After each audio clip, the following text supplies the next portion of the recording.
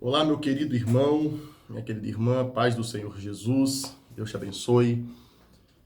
Bom ter você novamente aqui conosco. Estamos aqui iniciando mais uma transmissão, mais uma videoaula para abençoar você, abençoar a sua vida, você que está nos acompanhando aqui no nosso canal, você que já é inscrito, que tem acompanhado nossos conteúdos, que tem sido abençoado pela palavra de Deus. Bom ter você novamente por aqui. Você que é novo, você que chegou aqui pela primeira vez, se inscreveu agora, Deus também te abençoe. Temos uma palavra de Deus para a sua vida, temos uma palavra que com certeza vai enriquecer o seu conhecimento em Cristo e você será por Deus abençoado. Ok? Nessa oportunidade estaremos falando sobre João, capítulo de número 5. João, capítulo de número 5.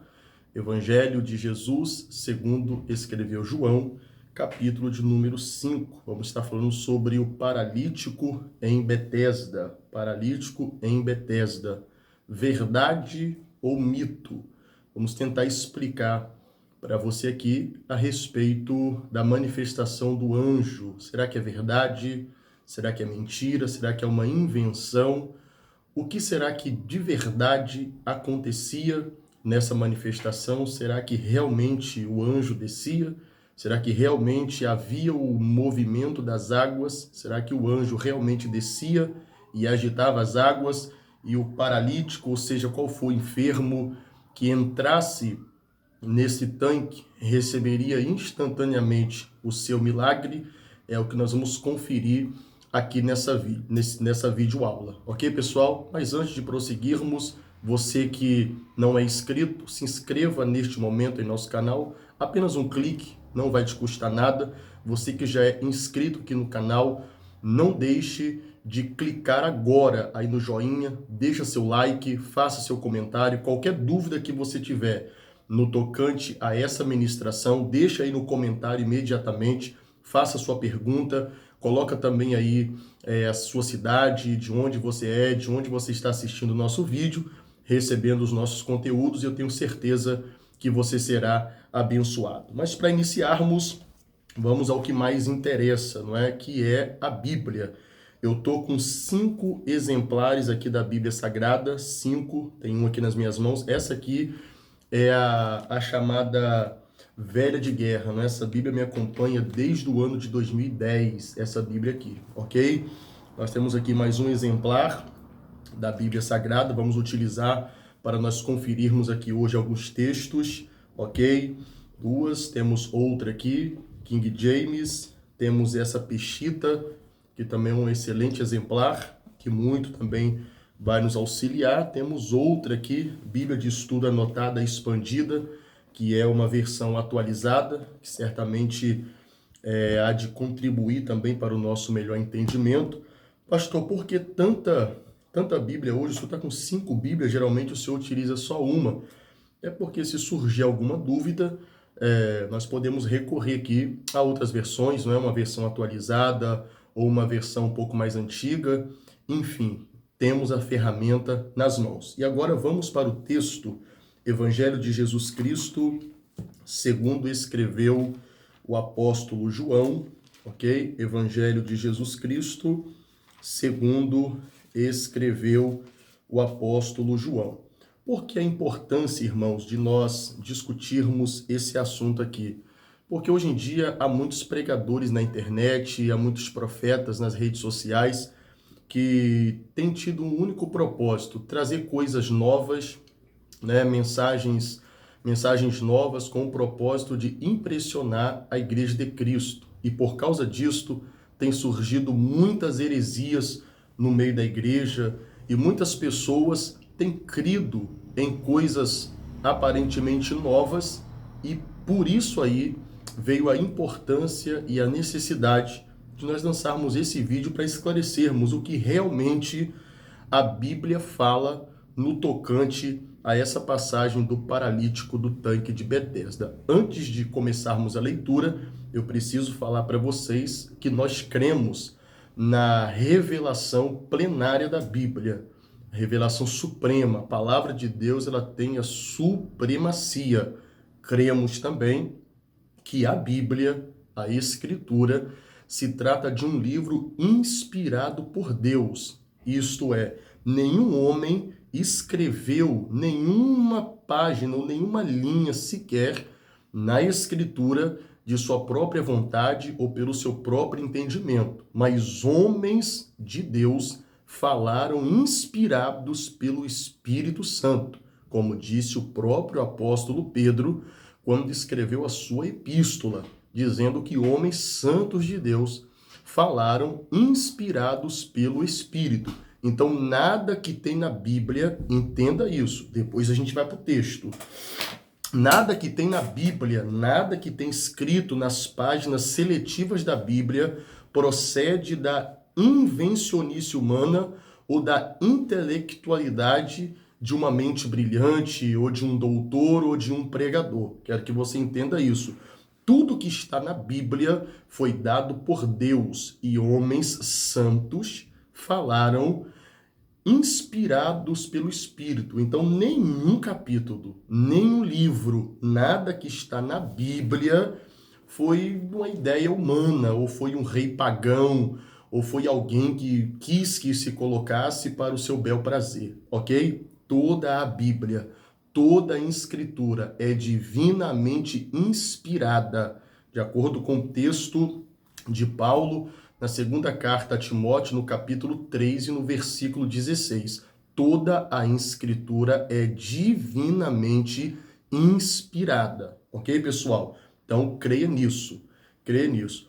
Por que a necessidade de discutirmos sobre esse assunto? Porque hoje em dia temos muitas fontes históricas, historiadores, né? E a gente ouve os pregadores dizendo, segundo disse o historiador tal, segundo disse a fonte histórica tal e tal, e a história daqui, a história dali, disse o historiador tal, disse o teólogo tal, disse o mestre tal, disse o fulano de tal. Só que o que alimenta a igreja não é o que o historiador diz. O que alimenta a igreja não é o que o filósofo diz, ou algum epicureu, algum saduceu, ou algum fariseu. O que alimenta a igreja é o que diz a Bíblia. Está escrito. O que a Bíblia diz é o que alimenta a igreja. O que edifica a igreja é o que a Bíblia diz. O apóstolo Paulo, quando escreveu aos Coríntios, Paulo já havia ressaltado sobre esse perigo, né, das pessoas quererem ir além daquilo que está escrito. E Paulo disse, vocês têm aprendido não somente comigo, mas também com Apolo, a não ir além das escrituras, além daquilo que está escrito. Há hoje uma luta muito grande. Os pregadores, no afã de alcançarem reconhecimento, de alcançarem fama, de alcançarem status, eles têm ido além daquilo que está escrito. E eles estão contrariando a própria escritura. Eles estão contrariando os textos bíblicos. Então a minha ocupação aqui nesses minutos é fazer você entender o que está escrito, ok? Sem fantasia, sem malabarismo teológico, não. É o que está escrito de forma simples e prática. Vamos para o texto, vamos fazer uma exegese para a gente conferir aqui, constatar o que é verdade e aquilo que não é verdade. Verdade ou mito? Está escrito? O anjo descia, havia manifestação. Vejamos no texto. Capítulo 5, versículo 1. Capítulo 5, versículo 1. Diz assim: depois disso, havia uma festa entre os judeus, e Jesus subiu a Jerusalém. Vamos fazer uma exegese desses versículos. Depois disso, isto é, depois das coisas que ocorreram no capítulo 4, e o capítulo 4, você sabe muito bem, Jesus esteve em Samaria, Jesus pregou para os samaritanos, Jesus operou alguns milagres, etc. Aí entramos no capítulo 5. Depois disso, depois do capítulo 4, o texto está seguindo a narrativa. Havia uma festa entre os judeus. Nós não sabemos que festa era esta, ok? Não dá para sermos taxativos, categóricos em afirmar qual festa seria esta. sendo que no capítulo 6 nós já temos uma manifestação, está chegando o dia de uma outra festa, que é a festa da Páscoa. Então não sabemos quanto tempo durou do capítulo 5 para o capítulo 6. Então não dá para sermos aqui taxativos sobre que festa seria esta. Tudo que nós podemos afirmar é que era uma festa importante, dentre as muitas festas do calendário festivo dos judeus. É uma festa importante. Por que tem a sua importância? Porque o próprio Jesus, sendo judeu, ele também está subindo para a festa. Preste atenção. E subiu Jesus a Jerusalém por ocasião da festa. Então essa festa é uma festa importante. Qual é a festa? Não sabemos, então não vamos usar aqui nenhum tipo de especulação ou nenhum tipo de achismo. Sabemos que era uma festa das importantes, comemorada pelos judeus. Jesus, sendo judeu, logicamente também está se direcionando à festa. Versículo 2. Ora, em Jerusalém há, próximo à porta das ovelhas, um tanque, chamado em hebreu Betesda, o qual tem 5 alpendre. Vejamos o versículo de número 2. Ora, há em Jerusalém, próximo à porta das ovelhas. A porta das ovelhas, também chamada antigamente de porta do gado, hoje, nos dias de hoje, chamada de porta do leão ou porta dos leões. Essa porta, em tempo antigo, era utilizada para os pastores conduzirem os seus rebanhos pela manhã e pela tarde. Essa mesma porta é a porta que mais tarde Saulo de Tarso ele vai tomá-la também, porque ela dava acesso ao caminho que seguia para Damasco. E essa mesma porta é a porta que dava acesso também ao Gólgota, ao lugar da caveira. Jesus passou aqui no ato da crucificação, pela Via Crucis, para seguir caminho ao Gólgota, porta das ovelhas, e Jesus, a ovelha mansa, o cordeiro manso, caminhou por aqui no ato também da crucificação.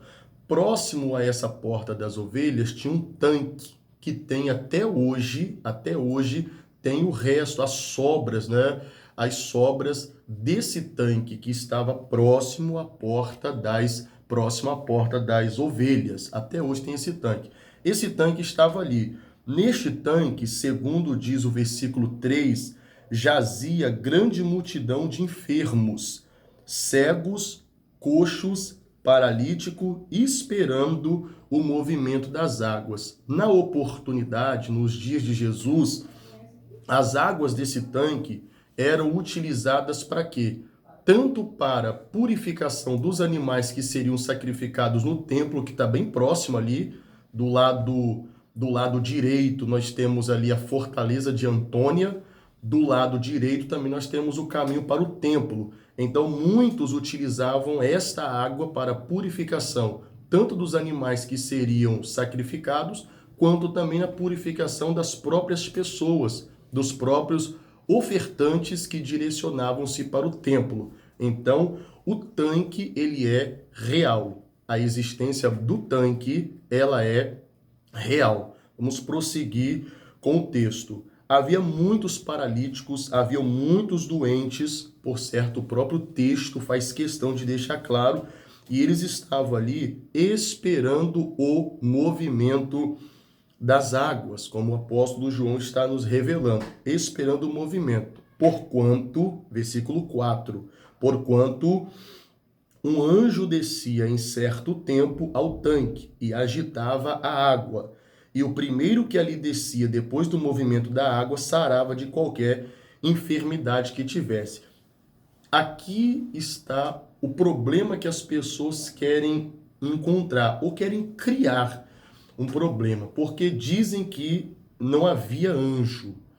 Dizem que essa história foi uma história inventada, que segundo os originais, os manuscritos e a história antiga, os escritos antigos nos seus originais, dizem que essa história foi inventada, que nesse tanque, na verdade, havia os doentes, e essa história do descer do anjo é um conto fictício para atrair os doentes para lá e bani-los dos centros e das ruas principais de Jerusalém, a escória da sociedade, a ralé, e ali eles se aglomeravam no tanque, segundo essa história mística, essa invenção mística.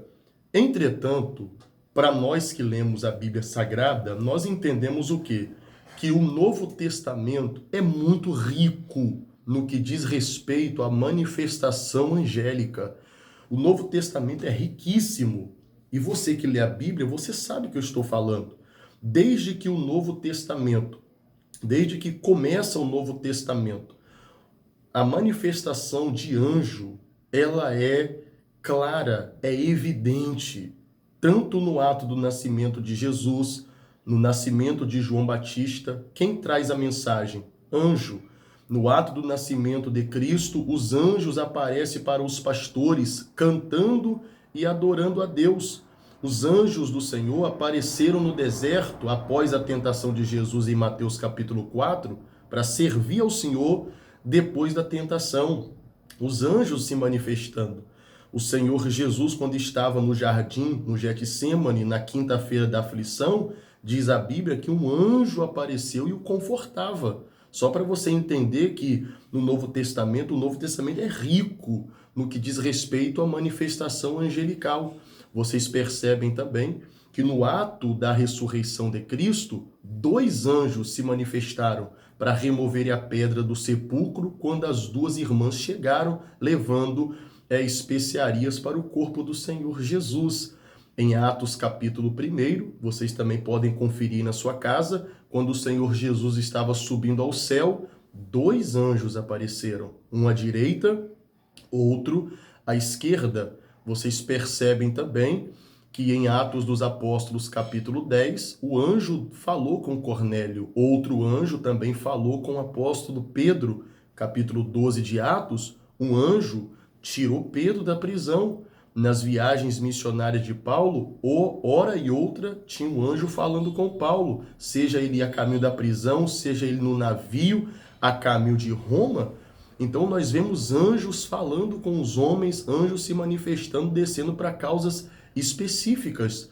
João, na ilha de Patmos, João viu anjos, manifestação angélica. Ou seja, o que eu quero dizer para você é que o ato de anjo descer, de anjo se manifestar, o Novo Testamento é muito rico.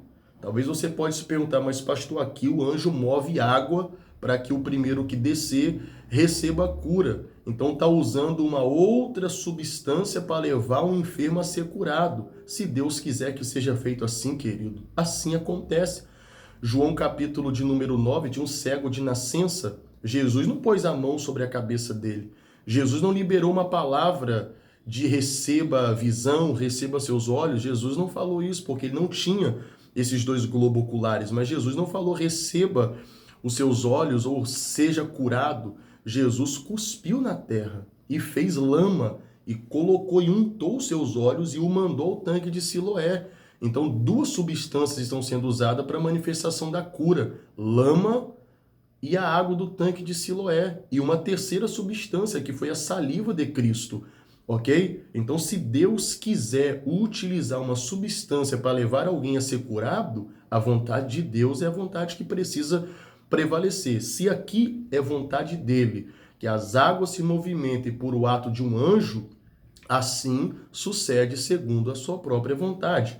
Uma vez que nós cremos que o Novo Testamento é rico em manifestações angélicas. O anjo vem, cumpre um desígnio, cumpre um propósito e depois retorna ao Pai. Então, é fato verdade, não é conto. O anjo descia sim, como descia em outras oportunidades também para cumprir um propósito.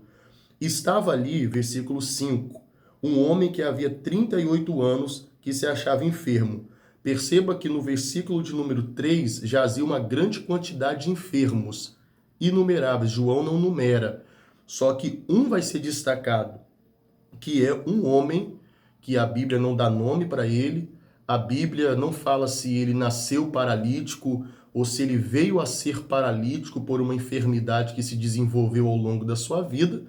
Entretanto, por mais que ele não tenha nome, por mais que a história não dê nome para ele, por mais que a história não registre nenhum dado biográfico, entretanto, o texto diz que ele se achava enfermo há 38 anos. Então, o destaque cai para um personagem. Versículo 6. E Jesus, vendo este deitado e sabendo que estava nesse estado havia muito tempo, disse-lhe: queres ficar são? Vamos destacar esse versículo aqui. Jesus vendo ele, sabendo que estava assim fazia muito tempo. Ele tem 38 anos. Jesus estava com 32 aproximadamente. 32 anos aproximadamente.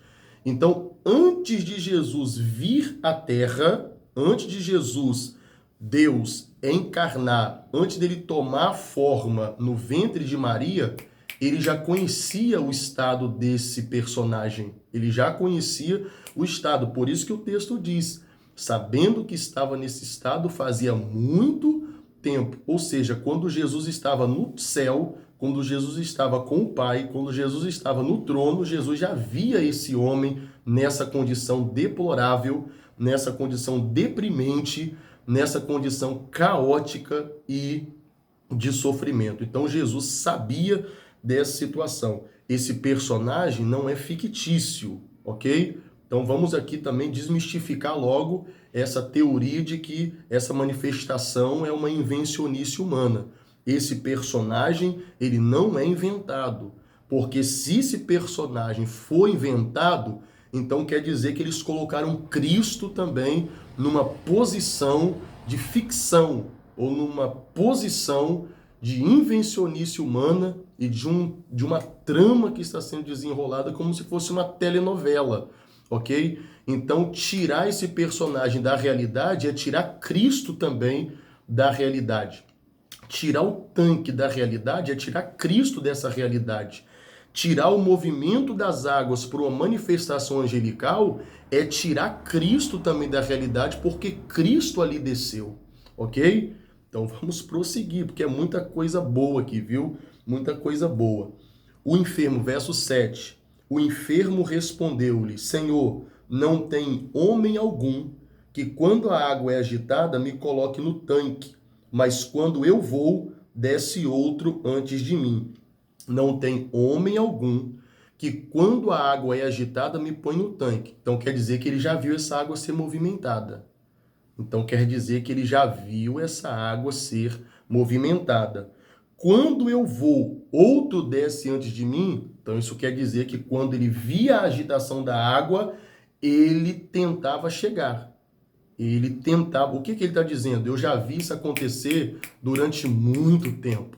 Eu tenho tentado chegar, mas quando eu vou, desce outro antes de mim. Então ele já viu, ele está afirmando que já viu o movimento das águas, ele já viu a água se movimentar, ele já tentou descer as águas, porém ele não conseguia alcançar a água, porque já havia uma grande quantidade de necessitado. Então quando ele tentava chegar, outro passava por ele e chegava primeiro. Versículo 8. Jesus disse: levanta-te, toma tua cama e anda. Logo aquele homem ficou são, tomou a cama e partiu. E aquele dia era sábado. Então não precisou o anjo se manifestar.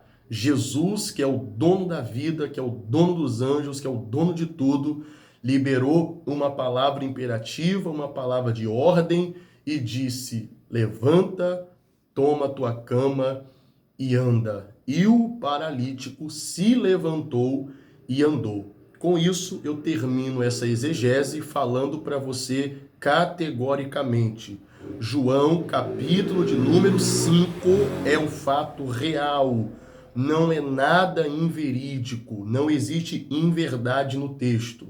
E se você já ouviu qualquer tipo de ministração dizendo que é irreal esse texto, que esse texto não existe, que não havia anjo, que não tinha movimento de água, que isso aqui é uma história que o imperador mandou colocar, ou uma invenção humana, que a tradução sofreu algum tipo de desgaste com o passar do ano, algumas alterações, você foge disso. Amém, meu querido irmão? porque a Bíblia é inspirada. E se nós crermos que qualquer versículo da Bíblia não é inspirado, logo nós vamos abrir oportunidade e brecha para crermos que qualquer outra passagem que não seja do nosso agrado também não seja inspirada. Então, se a Bíblia diz que o grande peixe engoliu o profeta Jonas, nós acreditamos.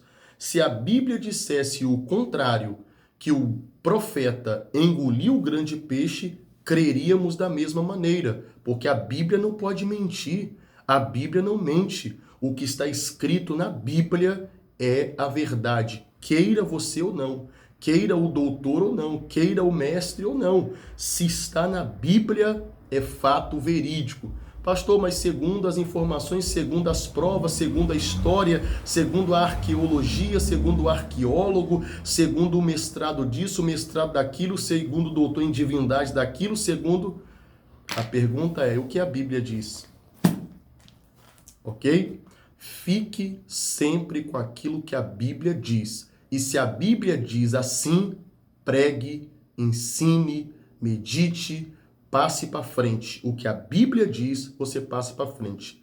Fato real. O que aconteceu no tanque de Betesda, o agir das águas, o movimentar das águas pelo anjo é fato real. Quantas vezes descia, quantas vezes desceu, não sabemos, mas que descia, ele descia, porque não tem como colocar Jesus dentro de um fato inverídico. Colocar Cristo em uma situação irreal é colocar Cristo envolvido em uma trama de mentira.